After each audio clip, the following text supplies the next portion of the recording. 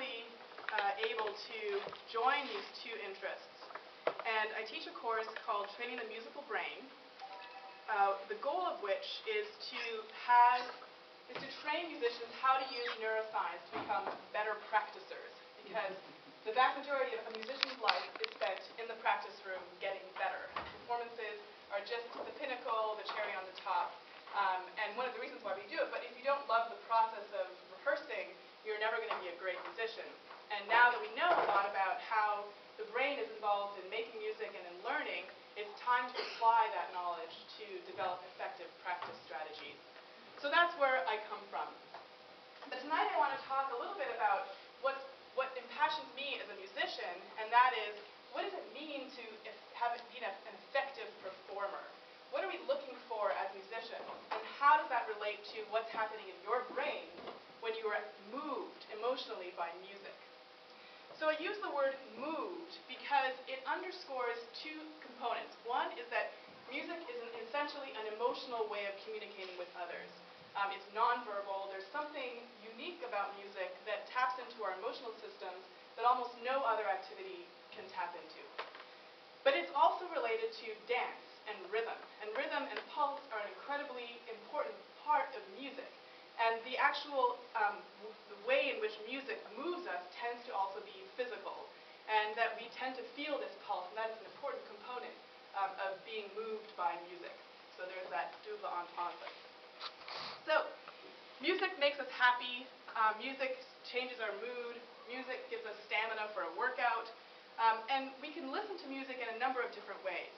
And this is an important feature when we're thinking about how music affects our brains, or how we can see the representation of music in our brains. Because we can listen to music at these different levels, different brain circuits are going to be involved in these different ways of listening. So if I'm listening to music to give me stamina for a workout, my brain is going to look very different than if I'm sitting in a concert hall and feeling this chill effect that music sometimes gives us that really makes it feel as though there are goosebumps going up your spine. So what accounts for this range of the way in which music moves us? Well, first off, we need to address the thing that is the elephant in the room, which is what moves me is not going to be the same as what moves you. The music that I like is not going to be the same as the music that you like. And that subjective nature of music is very important to remember. Where does it come from? Well, it turns out that there is an inverted U-shaped curve that relates complexity of music and your preference for it. So when you're first a child, you're an infant, and you're first exposed to music, you'll often see infants start to dance very early on. Very early on, they understand the pulse, they understand the rhythm, and they start to move with the music. And then you get to a point where the child listens to the same annoying piece of music over and over and over again. And the parents can't stand it. And it's frustrating. I don't have any children, but I have nephews, and they're annoying. And I hate it. But they love it. And of course, you can't help but be infected by the grin on their face as they listen to this piece that's becoming more and more familiar. Well, as they grow up, they become more like you and I, and their preference for music becomes more and more complex. This is because they are starting to learn the structures of music, and they are starting to anticipate what's going to come next in the musical phrase. And music is all about your ability to anticipate what's coming next, and then to be surprised when what you think is coming is not necessarily what's coming, but also it's still within that same structure. So the more comfortable we get with a particular genre, let's say that you become a jazz aficionado, the more complex the music is in that genre that you can find appealing. But if you're a novice into that genre, if you've never heard jazz before, the most complicated riffs can seem utterly incomprehensible. And you can think, and then when I listen to certain jazz riffs, I don't know what's going on, and I don't find that music pleasurable. But when I listen to certain modern composers of opera with whose work I am familiar, I can see things, and I can see what they're doing, and I can see the genius in their work. Whereas at a first listen, it just sounds like a bunch of unintelligible abstract garbage. So the point is that as you gain knowledge and experience with the type of music, your preference for that type of music also can increase. There's familiarity breeds preference. But there's this sweet spot where the music is neither too complex nor too simple, and that is the music that you prefer. And of course, as you gain more experience, that curve shifts further on into the complexity of the music. But one thing that is universal of all music is this component of tension and release. So this anticipatory phase in the music, when you know it's coming and you want it to come, and the more effective the performer, the longer they can prolong your anticipation and the tension and create that emotional response in you, and then release it. And that is what makes some performers really, really, really effective. They can take you and they can hold on to you in that moment of tension, and you just want them, but it's this lovely pain that eventually is cathartically released, and that's when you sigh and have, this wonderful experience of being moved by music. So the simplest form of this is simply going from a dissonant chord to a consonant chord. And almost all of us will recognize that this is a cadence. And that underlies so much of Western music, this idea of going from dissonance to consonance, from tension to release. Okay, so once we've gone into this tension and release, and we've talked about how performers can enhance their ability to move you by staying in that moment of tension, I just want to demonstrate that there are some composers who are particularly effective at this. And my favorite composer is Mozart. And so one of the pieces that illustrates this is the aria that Pamina sings in The Magic Flute. So the melody here is very, very simple as she begins. It's just a descending chord.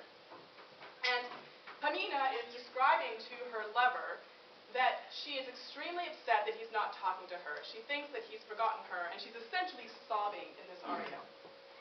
And what Mozart wrote in the first line is, "Ah, I feel," which is essentially she's giving her emotion, she's putting her emotion out on the page. And the line that he wrote is, "Ah, he feels," very simple, descending triads, easy chord. But that's not what he wrote. Instead, he wrote into the piece what we call an appoggiatura, which is a leaning in, an increase in tension, a dissonance before we get into that consonance and into that cadence, so that when the singer sings it, it sounds like this. Ah, he feels. So you have that moment of tension, and then if you go into the consonance, which gives you that feeling that there is something that's tense that needs to be released, and it gives you the sense that the singer is sobbing.